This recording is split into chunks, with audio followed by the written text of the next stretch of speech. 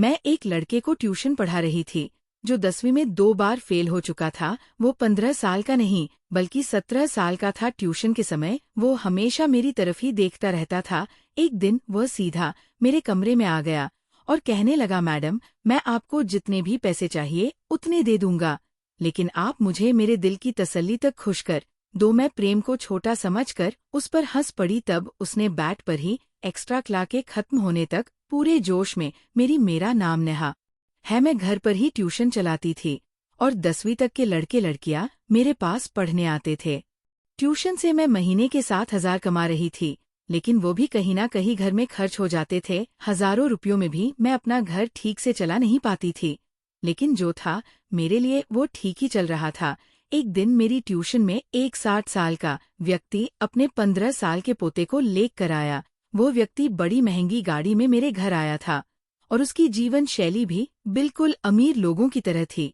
उस व्यक्ति की ये शान देखकर मेरी आंखें चमक गई। मैंने उनसे उनका परिचय पूछा तो वह बोले, मैं दीनदयाल हूँ और मैं अपने पोते को आपके पास ट्यूशन के लिए लाया हूँ। मुझे ये सवाल उठ रहा था कि वो व्यक्ति इतना अमीर होते हुए भी अपने पोते को घर की ट्यूशन में क्यों लाया, जबकि शहर में बड़े बड़े कोचिंग सेंटर थे। मैंने उनसे वही अपने सवाल का जवाब मांगा। इस पर उन्होंने कहा, मैडम, अगर आप मेरे पोते को 15 साल का समझ रही है तो सुनिए, वो 15 साल का नहीं बल्कि 17 साल का है। उसका 10वीं पास करने का उम्र तो कब का निकल चुका है। पिछले 2 साल से वो बार बार 10वीं में फेल हो रहा है। शहर के बड़े बड़े कोचिंग में उसे पढ़ाया गया, लेकिन कुछ फायदा नहीं हुआ। एक छात्र से आपका नाम सुना था। कभी कभी जो बड़े लोग नहीं कर सकते वह एक साधारण व्यक्ति कर देता है। अब मैं आपके पास बहुत उम्मीद लेकर आया हूँ। मुझे यकीन है कि आपके यहाँ पढ़ने से मेरा पोता इस बार जरूर 10वीं पास करेगा। दीनदयाल की बातों में मुझे सच्चाई नजर आई और मैं उनके पोते का एडमिशन कर लिया। उस दिन से ही वह मेरे पास पढ़ने आया था। मैं बाकी छात्रों से महीने के 2,000 लिया करती थी, लेकिन दीनदयाल से मैंने उनके पोते की ट्यूशन फीस 3,000 बताई। इस दिन से उन्होंने उसे मेरे पास ट्यूशन के लिए छोड़ दिया। उनके लिए तो 3,000 मामूली बात थी, क्योंकि बाकी माता पिता की तरह उन्होंने पैसे देने में कोई झंझट नहीं की थी। पहले ही दिन उन्होंने मुझे पूरे महीने की फीस दे दी थी। पहले दिन जब मैं अमन को पढ़ाना शुरू किया तो वो पढ़ाई में बहुत कमजोर दिखा। उसका ध्यान पढ़ाई छोड़कर कहीं और था। 2 दिन तक यही चलता रहा। तीसरे दिन दीनदयाल अपने पोते की पढ़ाई के बारे में पूछने ट्यूशन में आए। मैंने उनसे कहा, आपका पोता पढ़ाई में बहुत कमजोर है, मुझे उस पर अतिरिक्त मेहनत करनी पड़ेगी और इसके लिए फीस भी ज्यादा लगेगी। 3,000 में मैं काम नहीं चलेगा, आपके पोते पर ज्यादा ध्यान देना पड़ेगा। किसी के लिए आपको महीने के 10,000 देने होंगे। दीनदयाल ने कहा कि जगह मैं तुम्हें 200 हज दूंगा, लेकिन इस साल मेरा पोता 10वीं पास होना चाहिए। अब मैं अतिरिक्त पैसे ले रही थी, इसलिए मैंने अतिरिक्त क्लास के लिए भी हाँ कर दी। दोपहर 2 बजे से 3 बजे तक बाकी सारे छात्र ट्यूशन खत्म करके अपने अपने घर चले जाते थे, लेकिन अमन 3 बजे के बाद भी शाम के 5 बजे तक अकेला ट्यूशन में रुक था। एक दिन जब सारे छात्र चले गए तो मित्स थोड़ा आराम करने के लिए किचन में पानी पीने चली गई। जब किचन में से बाहर आए तो मैंने देखा कि अमन मोबाइल चला रहा था। जैसे ही मैंने उसके हाथ से मोबाइल देखा, मैंने उससे मोबाइल ले लिया। उसके पास जो मोबाइल था वो साधारण नहीं था, बल्कि बहुत महंगा फोन था। 17 साल की लड़के के हाथ पर 1.5 लाख का फोन देखकर मेरी आंखें चमक गई। अमन बहुत ही जिद्दी था। ये मुझे उस दिन समझ में आया जब मैं उसके हाथ से मोबाइल वापस लिया। मोबाइल वापस देने के लिए जिद करने लगा। इस खींचातानी में मेरी ओढ़नी नीचे गिर गई और अमन की नज़र अचानक गलत जगह पर टिकी। उसकी नज़र को समझते ही मैंने उसे उसका मोबाइल वापस दिया और तुरंत अपनी ओढ़नी संभाली। मैं अमन को छोटा समझती थी, लेकिन उसमें बच्चों जैसा कोई अंश नजर नहीं आया। मैंने उसे उसका मोबाइल दे दिया और उसके बाद उसे कुछ नहीं कहा। मैंने उससे कहा, ट्यूशन खत्म हो गई है, अब घर जाओ। तब वह मेरे पास आकर बैठ गया और बोला, टीचर, मुझसे गलती हो गई। बोलते बोलते उसने मेरा हाथ अपने हाथ में ले लिया। उसका स्पर्श मुझे किसी बड़े व्यक्ति की तरह महसूस हुआ। वह मेरे पास बैठा था। तभी मेरा पति घर आया। मेरे पति ने हमारी और ज्यादा ध्यान नहीं दिया, क्योंकि वह अमन को एक छोटा लड़का समझता था। जब अरमान घर आया तो मैंने उसका उतरा हुआ चेहरा देखा मैंने अमन से कहा, मुझे तुमसे कोई नाराजगी नहीं है, अब तुम घर जाओ, ट्यूशन का समय खत्म हो गया है। अमन ने मेरा हाथ छोड़ा और मैं अपने कमरे में चली गई। मैं अरमान से पूछा, अरमान क्या हुआ, तुम्हारा चेहरा इतना उतरा हुआ क्यों है? इस पर वह बोला, इस महीने मेरी तनख्वाह कम आई है, कई हफ्ते इस महीने कट गई है। उसके उतरे चेहरे को देखकर मैंने उनसे अपनी अलमारी में 100 हज निकाल के दिए।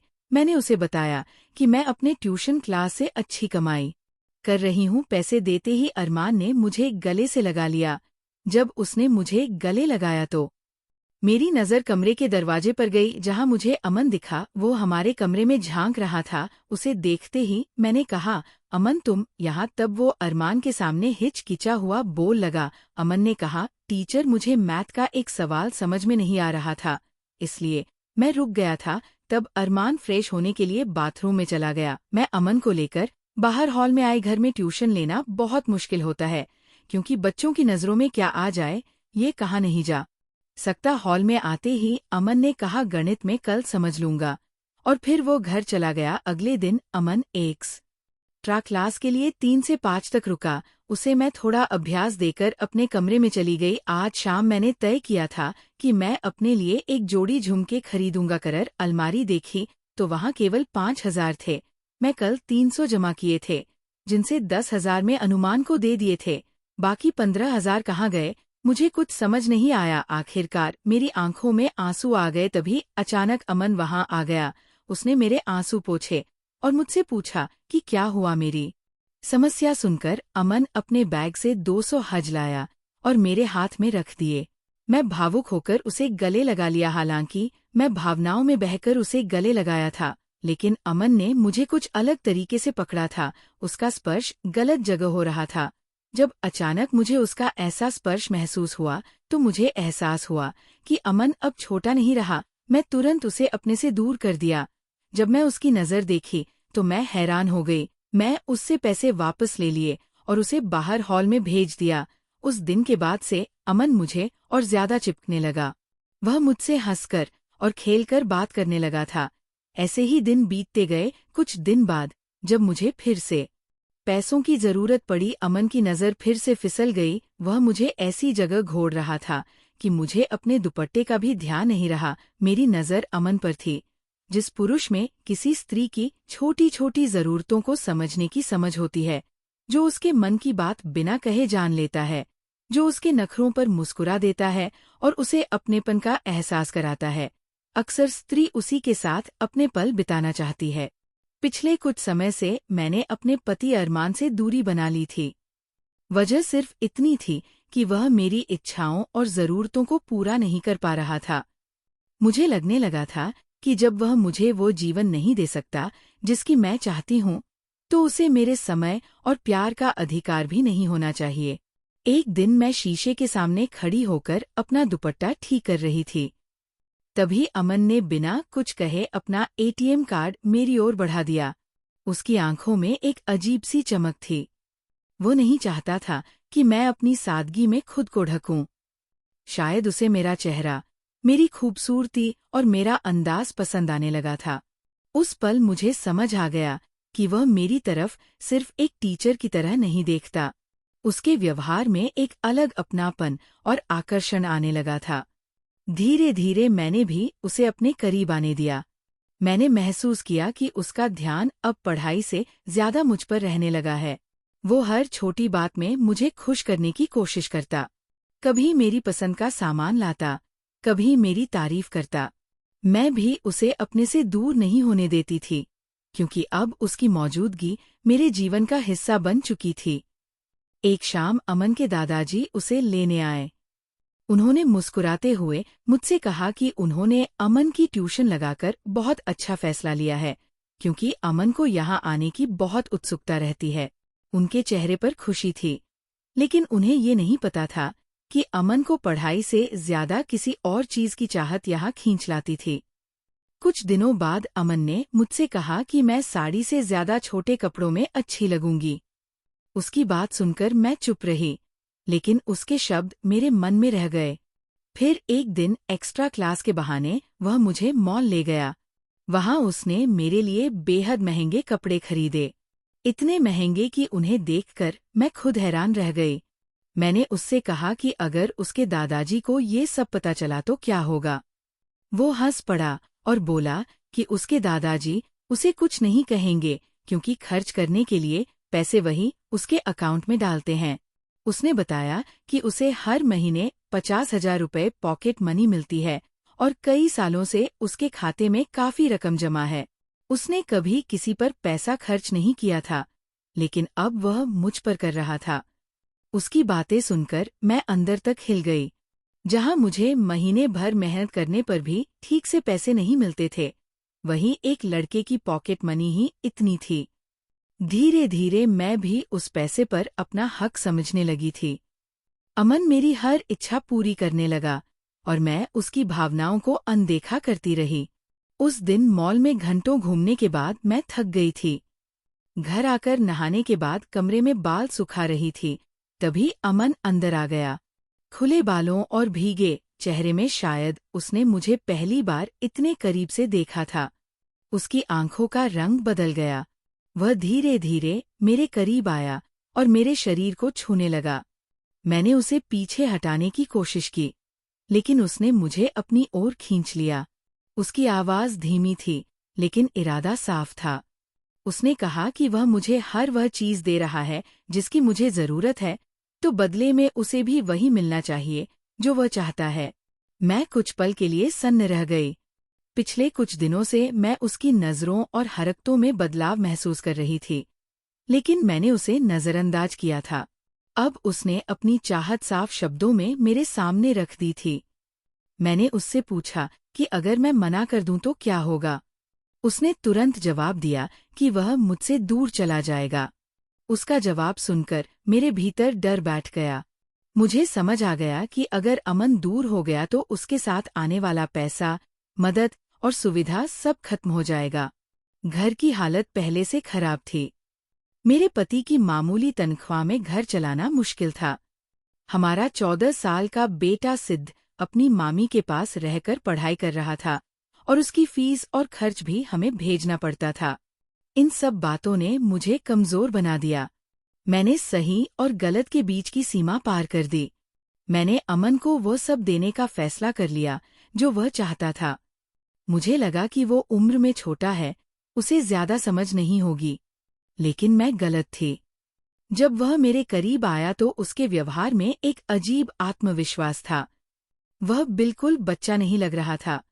अब एक्स्ट्रा क्लास के बहाने वह रोज मेरे साथ समय बिताने लगा। कुछ दिनों तक यही चलता रहा। फिर एक दिन मैंने उसके पास कुछ ऐसी गोलियां देखीं जो उसकी उम्र के लड़के के पास नहीं होनी चाहिए थी। पूछने पर उसने हंसते हुए कहा कि पैसे से सब खरीदा जा सकता है, जैसे उसने मुझे पा लिया। उसकी बात सुनकर मुझे अजीब लगा, लेकिन जरूरतों ने मेरी सोच को कमजोर कर दिया था। वह अक्सर उन दवाइयों का इस्तेमाल करता। मैंने कई बार उसे मना किया, लेकिन वो खुद को बड़ा और ताकतवर साबित करना चाहता था। एक दिन वह बिना गोलियों के आया तो खुद को कमजोर महसूस करने लगा।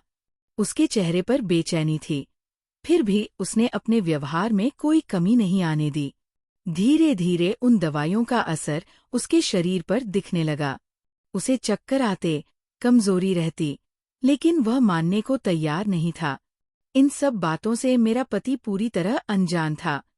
मैंने उससे झूठ कह रखा था कि कुछ कमजोर बच्चों को एक्स्ट्रा पढ़ाई की जरूरत है और उनके माता पिता मुझे अच्छी फीस देते हैं। अरमान यही सोचता रहा कि मेरी मेहनत से घर की हालत सुधर रही है। उसे मेरे और अमन के बीच की सच्चाई का अंदाजा तक नहीं था। फिर एक दिन ऐसा आया जिसने मेरी आंखें खोल दीं। मैं अमन के साथ कमरे में थी। तभी मेरी बहन सुनीता का फोन आया। उसकी आवाज कांप रही थी। उसने कहा कि मैं तुरंत अपने बेटे सिद्ध को वहां से ले जाऊं। उसने बताया कि सिद्ध ने अपनी ट्यूशन टीचर पर गलत नजर डाली थी और उसकी हरकत से घर की इज्जत खराब हो गई। उस पल मेरे पैरों तले जमीन खिसक गई। मैं स्तब्ध रह गई। जिस गलती के लिए मैं अपने बेटे को डांटना चाहती थी, वही गलती मैं खुद कर रही थी। मैं खुद एक टीचर होकर पैसों के लालच में एक 17 साल के लड़के को गलत रास्ते पर ले जा रही थी। उस दिन पहली बार मुझे एहसास हुआ कि बच्चों की सोच और व्यवहार पर बड़ों के कर्मों का कितना असर पड़ता है। मैंने उसी समय फैसला लिया। मैंने अमन द्वारा दिए गए सारे पैसे, गिफ्ट और सामान वापस कर दिए। उसे साफ शब्दों में कहा कि वह दोबारा मेरे ट्यूशन पर न आए। अमन भी अब टूटने लगा था। दवाइयों और गलत आदतों का असर उसके शरीर और दिमाग दोनों पर पड़ चुका था। शायद उसे भी समझ आ गया था कि कम उम्र में उसने बहुत बड़ी गलती कर दी है। उस दिन के बाद उसने पढ़ाई पर ध्यान देना शुरू कर दिया। मैंने भी ट्यूशन पढ़ाना बंद कर दिया, क्योंकि पिछले कुछ महीनों में जो कुछ हुआ था उसका बोझ मेरे दिल पर हमेशा रहने वाला था। मैं ये बात अपने पति को कभी नहीं बता सकती थी। मैं अपने बेटे की आंखों में देखकर उसे सीख देने की हिम्मत भी खो चुकी थी। सिद्ध की गलती गलत थी, लेकिन उससे ज्यादा गलत मैं थी। अगर मैंने समय रहते खुद को रोक लिया होता, अगर मैंने पैसों के लिए अपने संस्कारों का सौदा ना किया होता, तो शायद मेरा बेटा भी ऐसा कदम न उठाता। उस दिन मुझे समझ आया कि पैसा इंसान की जरूरत हो सकता है, लेकिन वह इंसानियत और संस्कारों से बड़ा नहीं हो सकता। मैंने उसी दिन तय कर लिया कि अब मैं जितना है उसी में खुश रहना सीखूंगी। मैंने अपने बेटे को अच्छे संस्कार देना शुरू किया। उसे समझाया कि किसी भी रिश्ते की नींव सम्मान और मर्यादा होती है। मैंने महसूस किया कि धन कमाने की चाह में मैं खुद अपने मूल्यों से भटक गई थी। भगवान ने शायद मेरे बेटे की गलती के जरिए मुझे मेरी अपनी गलती का आईना दिखाया था। उस दिन के बाद मैंने जिंदगी को नए नजरिए से देखना शुरू किया। अब मुझे समझ आ गया था कि इंसान की सबसे बड़ी दौलत पैसा नहीं, बल्कि उसका चरित्र और उसके संस्कार होते हैं।